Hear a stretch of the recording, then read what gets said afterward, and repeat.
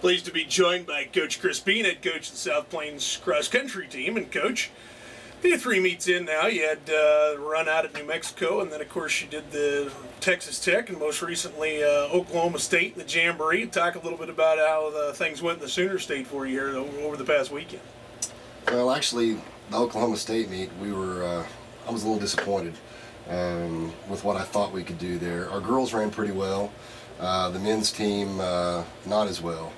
But we were actually, we just got back yesterday, or a couple days ago, from the meet out at West Texas A&M, and we rebounded really well there. So I think training-wise, we were a little broken down, a little tired at the Jamboree there at Oklahoma State, and I think we've rebounded well and are back on track to do something pretty good. One of the focuses was, you talked about on the Oklahoma State meet, was getting against some Division I runners, getting against a little higher competition.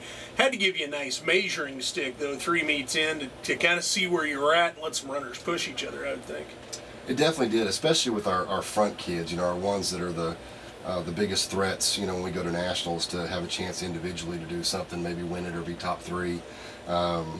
They don't always get pushed in all the meets we go to, so this was an opportunity. Kimoy ran really well. I think he was like 8th place among the Division I runners, and then Lisa Forsberg and Natoya Gould, our 2 girls.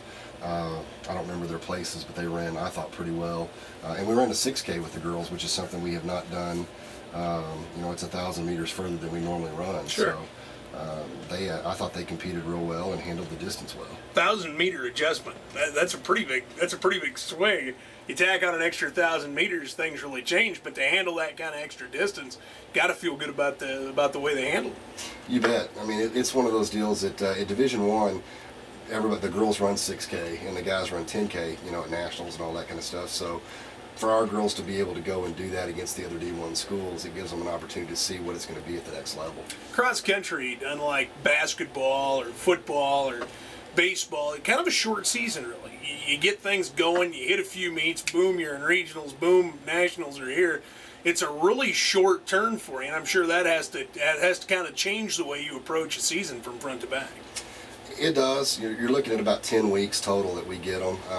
That's why it's very important that our kids start training during the summer. If you get a group that's come in and hasn't done much running and hasn't prepared during the summer, it's 10 weeks is almost not enough time to get them ready. So it really depends on how much they've taken care of business during that time, how good we can be. It's kind of an odd combination. One of the sport's most grueling, if you will, and conditioning feature is the sport with the least amount of conditioning built into the front of the schedule. That's got to be one of those huge catch-22s, and like you said, it's important for these athletes who are cross-country running to get that running done over the summer and make sure they're tuned up. You almost got to be in meat shape by the time you hit school. That's true. I mean, the good thing about distance runners, though, the mentality that kid has is, those kids will run nearly every day of the year. It's just kind of ingrained. It's why you can do morning runs with those kids, because they're used to doing that, and they love it, and they love getting out and running. So if you get the kind of kids that are like that, then you're usually okay. Of course, occasionally you get the kid that comes in as a little more of a project, but the ones that we've had this year have been really good and came in pretty fit, and I think are running pretty well right now. One of the things we've talked about in the past is depth. Always talking about a 1 and 2, that's fine. But really, team points are made up in those 3, 4, and 5 spots. How do you feel like the depth of this team has been overall for you for 2010? I feel real good with about our top 4 right now on both sides that are really solid. Our 5th, 6th, and 7th runners. Of course, on the girls, we just have a 5th and 6th runner. And they're getting better. They're really starting to improve, and that's where I'm starting to see that we can compete at the national meet, maybe for a national title there, because those runners are starting to come. Now our 1 through 4 are pretty solid on both sides, and then same thing with the men. I've got our 5th, 6th, 7th, and even our 8th runner are all pretty tight, and they're pushing each other in practice, and we're hoping that we're about 4 or 5 weeks away here. We'll be ready to go when we get to nationals. Big thing coming up for you this week. Get your home meet coming up, and of course that's always nice to do something at home and not have to travel and not have to do a lot of running around the country. The Subway Invitational, as I get it, helped sponsored by Subway. It's got to be nice coming home and running in your own neighborhood. It is, and we hope that we'll get some supporters and people to come out and watch. We're going to be at the park there, right by the track and field stadium, and then we actually finish there on the track for the end of each race, and we'll have everything from junior high, I think, starting around 8:30, and it'll go all the way to the college races that are just before noon or just before lunch.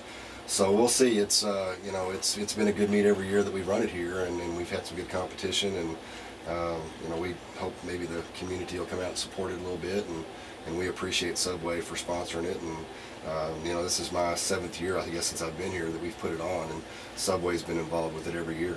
Kind of an interesting situation for you. One, you get to put your athletes out and compete. Two, there's probably a little scoutings going on in here as well. You've got all these area schools coming in to run in the high school, the junior high, the JV competitions. It's got to be nice to see all these kids in one place. So as you're starting to build your recruiting ideas coming up for the next couple of years, you got a good opportunity to see some people. It is, and that's one of the reasons that you do it. You want to get those kids on your campus, and that's one thing that's great about South Plains College out here in West Texas is, these local kids are somewhat familiar with the school, but it's nice to have them on campus where they can really see in detail the campus and, the things that we have to offer them, so that when we do go out and recruit these kids, we have a chance to get them. All right, Coach. Just about out of time for this one. Any final thoughts for us before we let you go and get back to the team?